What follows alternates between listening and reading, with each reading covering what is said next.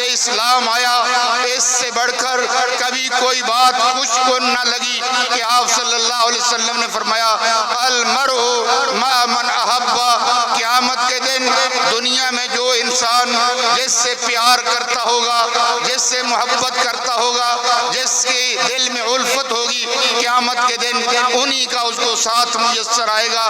تو یقیناً اللہ تبارک و تعالی حضرت ابو بکر صدیق، فاروق اعظم، ذو النورین، علی مرتضی، حسنین کریمین اور امی عائشہ صدیقہ رضی اللہ تعالی عنہا کی معیت حضرت قاری صاحب کو نصیب فرمائیں گے۔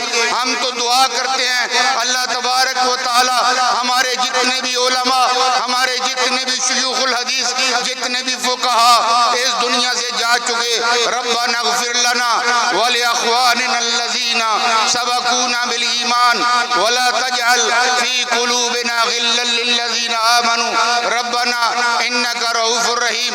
اللہ تبارک و تعالی قاری صاحب اور دیگر جتنے بھی ہمارے سلف علماء اس دنیا سے تشریف لے جا چکے، اللہ ان کی قبروں کو روضۃ من ریاض الجنہ بنائے۔ اللہ تبارک و تعالی ہمیں بھی ان کے نقش قدم پر چلنے کی توفیق عطا فرمائے۔ اقول قولی ھذا واستغفر اللہ لی ولکم۔